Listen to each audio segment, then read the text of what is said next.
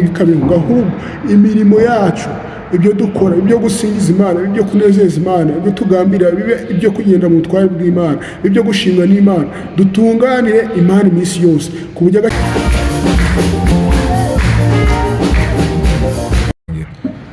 uyu ni umwanya w'ubutumwa bwiza bwa Yesu Kristo mugiye kugezwaho nanjye Marcel Kurikizwa TV. Tubahaye ikaze. Uyu munsi wa none tugiye kuganira ku ijambo ry'Imana ritubwira, rifite intego ivuga ngo kugendera mu bushake bw'Imana cyangwa se kugenda uko Imana ishaka.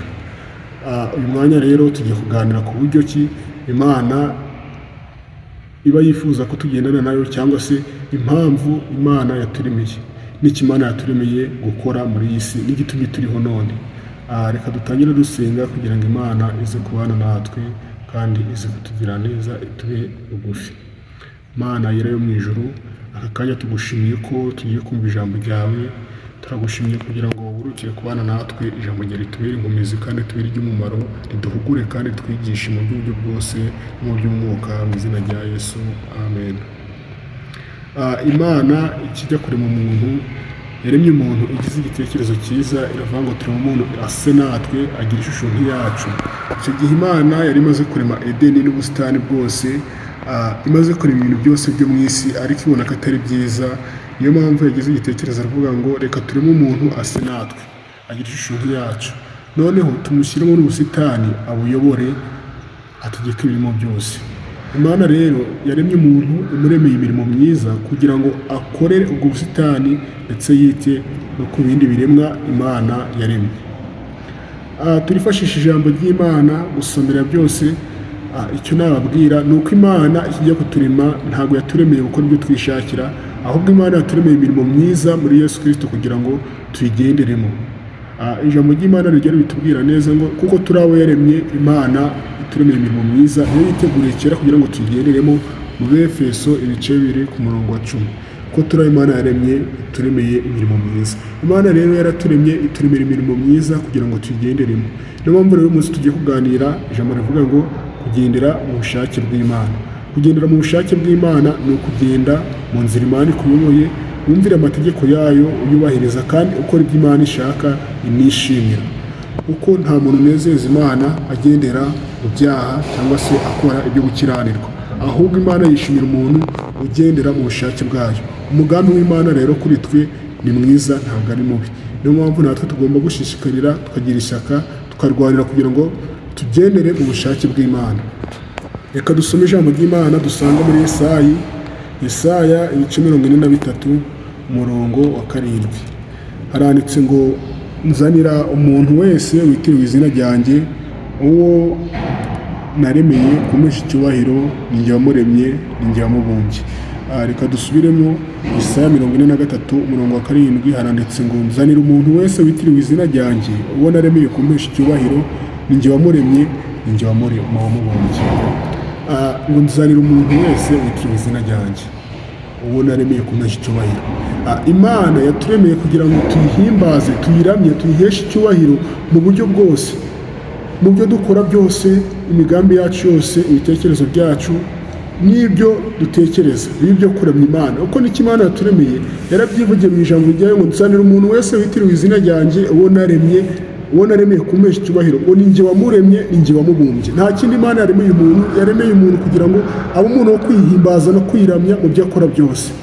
Umuntu rero ushaka kugenda mu bushake bw'Imana agomba guca bugufi muri we, akagira umutima umenetse, akagira umutima ukangutse, umutima utinya icyaha, umutima ureba ku bizaza, umutima ugambirira muri we kuzabona Imana. Kuko ibyo nibyo binezeza Imana. Kuko ikijya kurema umuntu, yaravuze ngo tureme umuntu ase natwe, agire ishusho nk'iyacu. Imana irangije imuhumekeramo umwuka wayo, aba umwe n'Imana, agira ubumwe n'Imana. Niyo mpamvu rero iyo twitandukanije n'Imana tugakora ibyaha, tukagora ibyo gukiranirwa, icyo gihe Imana birababaza cyane, bikayirakaza. Kuko na mbere hose iyo umuntu yageragezaga kuva mu bushake bw'Imana, Imana byarayibabazaga, kugeza ubwo yageze haravuga ngo mbese niki cyatumye ndera umuntu. Ariko kubera urukundo rwayo rwinshi, iduha umwana wa Yesu Kristo, arongera twunga nayo. Imana rero ibyo yabikoreye kugira ngo ya ntego cyangwa se cya kindi yaremeye umuntu gikomeze kigerweho. Imana icyo yaremeye umuntu kwari ukwiramya no kwihimbaza no kwihesha icyubahiro. Ntabwo Imana yaturemye ngo idushyire mu isi niturangiza dukore ibyo dushaka twinezeze mu by'isi, ahubwo Imana yaraturemye kugira ngo tugendere mu butware bwayo, tube mu bushake bwayo, dukore ibyo gukiranuka kandi bishimwa n'Imana, ibyo Imana ishima yishimira, ibyo Imana yaturemeye ngo kuko ari njye wamuremye ngo kandi ni njye wamubumbye. Icyo namuremeye ngo nta kindi ni ukumpimbaza no kumuhesha icyubahiro. Tugomba kuramya Imana tukahesha icyubahiro mu byo dukora byose, mu migambi yacu, n'ibyo tuvuga n'ibyo tugambirira bikaba ari byo kuramya Imana, kuko nibwo bizashimisha Imana, Imana ikatwishimira, natwe tukarushaho kongera ubusabane n'Imana, tukagendera mu bushake bw'Imana, tutivanga mu by'isi cyangwa se mu by'ingeso mbi n'iby'isoni, tugahunga ibyaha bikatuba kure, tukemera kwakira Yesu Kristo nk'umwami n'umukiza, uko niyo ntambwe ya mbere tuzaba duteye izarushaho kutwegereza kwegera umwami Imana, tukarushaho kugendera mu bushake bwayo nk'uko Imana yabyiteguriye kera. Hari tubwereze mu nzarira umuntu wese wo mu isi, umuntu wese waremwe agomba guhimbaza Imana, kuko nta kindi Imana yaremeye umuntu kwari ukwiramya no kwihimbaza no kwihesha icyubahiro, ngo ni njye wamuremye, ngo ni njye wamubumbye. Imana niyo yaturemye, tugomba no kwemera kugendera mu bushake bw'Imana. Kwemera kugendera mu bushake bw'Imana rero ni uguhunga ibyaha, ugahunga isi, ugahunga Satani, inzira kuyoboye ntuyinyuremo, ahubwo ugahitamo gukora ibyo Imana ishima kandi yishimira, ugakiranuka muri byose, abantu bose bakakubona nk'intwari, ukaba umuntu mwiza, umuntu muzima, umuntu abantu biyumvamo, umuntu ugira urugwiro, umuntu utunganye kandi umuntu ukiranuka. Reka dusome n'ijambo ry'Imana riza kudufasha neza kugira ngo turusheho kubyumva. Turasanga mu Bakorinto ba mbere, urwandiko Pawulo yandikiye Abakorinto, turahera ku murongo wa 12 mu bice bitandatu. Umurongo wa 12 haranditse ngo byose ndabyemererwa, nyamara ibingirira akamaro si byose. Byose ndabyemererwa, ariko sinzategekwa n'ikintu cyose. Ibyo kurya ni iby'inda, n'inda nayo ni iy'ibyo kurya. Nyamara Imana izabitsemba byombi. Nuko rero umubiri si uwo gusambana, ahubwo ni uw'Umwami, kandi Umwami nawe ni uw'umubiri. Ngo kandi ubwo Imana yazuye Umwami Yesu, natwe izatuzurisha imbaraga zayo. Ku murongo wa 15 haravuga ngo ntimuzi yuko imibiri yanyu ari ingingo za Kristo? Mbese none ntore ingingo za Kristo? Mbese noneho ntore ingingo za Kristo nkazihindura ingingo za maraya? Ntibikabeho. Ntimuzi yuko uwifatanya na maraya aba abaye umubiri umwe nawe? Kuko Imana yavuze iti bombi bazaba umubiri umwe. Ariko uwifatanya n'Umwami Yesu aba abaye umwuka umwe nawe. Ahangaha imirongo turaza kwitaho cyane ni umurongo wa 12, 15. Ku murongo wa 12 havuze ngo byose ndabyemererwa, nyamara ibingira akamaro si byose. Ngo byose ndabyemererwa, ariko sintegekwa n'ikintu cyose. Ahangaha ijambo ry'Imana ritubwiye neza ko ibintu byose byo mu isi buri muntu wese arabyemerewe, ariko muri ibyo byose hari ibifite umumaro n'ibidafite umumaro. Umuntu rero ushaka kugendera mu bushake bw'Imana ahitamo ibyamugira umumaro. Ngo byose ndabyemererwa, ariko ibingira umumaro si byose. Ntabwo rero tugomba guhitamo ibintu byadutandukanya n'ubwiza bw'Imana. Ibintu byadutandukanya n'ubwiza bw'Imana nta bindi, ni bya bindi bizadushora mu ngeso mbi, kuko hasi babivuze, urugero nko gusambana, kwiba, kwica n'ibindi byose, kubeshya n'ibindi byose bitandukanye. Ngibyo byose ntabwo bigomba kudutandukanya n'ubwiza bw'Imana, kuko ngo uwifatanyije na maraya aba abaye umubiri umwe nawe, kuko Yesu yaravuze ngo bose bazaba umubiri umwe. Twebwe rero tugomba kugendera mu bushake bw'Imana, tugakora ibyo gukiranuka, tukitandukanya n'ibyo byose, tukitandukanya n'irari ry'umubiri, tukitandukanya n'ab'intege nke, n'abandi bashaka kudusubiza inyuma, tukitandukanya n'imbaraga z'umwijima. Imibiri yacu ikaba ibitambo byiza byera bishimwa n'Imana, ariko kuyikorera gutunganye. Uko ku murongo wa 15 hatubwiye ngo ntimuzi yuko imibiri yanyu ari ingingo za Kristo? Mbese noneho ntore ingingo za Kristo nkazihindura ingingo za maraya? Ngo ntibikabeho. ngo imibiri yacu ni ingingo za Kristo. Ngo mbese none ngo iyi mibiri ingingo zacu cyangwa se imibiri yacu tuyihindure ingingo za maraya ngo ntikabeho, ngo ahubwo imirimo yacu, ibyo dukora, ibyo gusingiza Imana, ibyo kunezeza Imana, ibyo tugambirira bibe ibyo kugenda mu butware bw'Imana, ibyo gushimwa n'Imana, dutunganire Imana iminsi yose ku buryo agakiza kayo karushaho kuba muri twebwe, kakarushaho kutugira umumaro.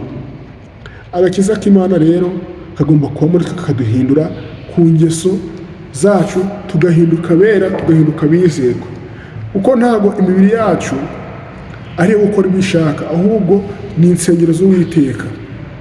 Tugomba kuyikoresha ibyo gukiranuka by'ubutware bw'Imana, turushaho kugendera mu bushake bw'Imana. Kugendera mu bushake bw'Imana ni ukureka ikintu cyose cyadutandukanya n'ubwiza bwayo, imbaraga z'umwijima, kugendera mu ngeso. Ibyo byose ntabwo Imana ibyishimira, ntabwo Imana ibishaka. Icyo ishaka ni uko twayumvira tugakora ibyo gukiranuka. Dusomye mu gitabo mu Bakorinto ba kabiri, ibice 5 duhere ku murongo wa 17. Abakorinto ba kabiri ibice 5 umurongo wa 17 haranditse ngo umuntu wese yari muri Kristo aba ari icyaremwe gishya, ibya kera biba bishize, dore byose biba bihindutse bishya. Umuntu wese yari muri Kristo Yesu aba ari icyaremwe gishya, ibya kera biba bishize kandi babyibagiranye, aba bawe mu muntu mushya.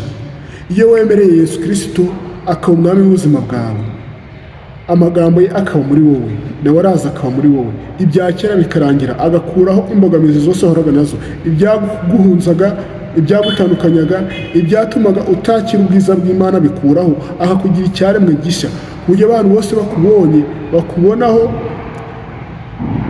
ingeso nziza, bakabona ko wahindutse, bakabona ko hari aho wavuye, hari indi ntambwe wateye. Icyo gihe rero uri kuzuza ubushake bw'Imana, icyo Imana yakuremeye. Uko ijambo ry'Imana muri Yesu ryatubwiye ngo icyo Imana yaturemeye nta kindi ni ukuyiramya no kwihimbaza no kwihesha icyubahiro, kuko niyo yatwiremeye. Tugomba no kwemera kuyoborwa n'ubushake bw'Imana, tukagendera mu bushake bw'Imana, dukora ibyo gukiranuka, tukareka imbaraga z'umwijima, tukareka kwifatanya n'abatizera, ahubwo tukababwiriza ubutumwa bwiza nabo bakarushaho guhinduka. Tuzabwiriza ubutumwa bwiza tubabwira ijambo, cyangwa se mu mico, mu myifatire, mu myitwarire n'uburyo batubona mu byo dukora. Ibyo nabyo bizaba intambwe, cyangwa se bizaba imwe mu mpamvu izabakurira kwizera Yesu Kristo. Niyo mpamvu rero umuntu wese yari muri Kristo aba abaye icyaremwe gishya. Nta muntu uri muri Yesu Kristo uba ukigendera mu byo yakoraga kera, ahubwo aba abaye icyaremwe gishya, ibya kera biba byararangiye, aba abaye uwo kwizerwa, aba abaye umwizerwa, ko Yesu Kristo aba ari muri we, aba amushoboza, aba ari umuyobozi we, nimuyobora muri byose akora, mu mitekerereze, mu mivugire, mu mikorere. Icyo gihe aba ayobowe n'ubutware bw'Imana. Umuntu wese rero yari muri Kristo aba ari icyaremwe gishya. Niba uzi ko wakiriye Yesu Kristo nk'umwami n'umukiza, ugomba guhinduka ku ngeso, ugahinduka muri byose ukora, ukareka ibyaha, ukareka n'ibisa n'ibyaha, ukabireka, ukabishyira ku ruhande, ahubwo ukemera kwitaba ijwi rya Yesu Kristo riguhamagara. Umuririmbyi wa 207 yarabivuze neza ngo uwaba atinyutse ibyago byose naza akurikire umwami Yesu. Ukamenya ko ibyago bizatera isi, ugahungira mu buntu bw'Imana, ko abari muri Yesu afite amahoro, kugendera mu bushake bw'Imana.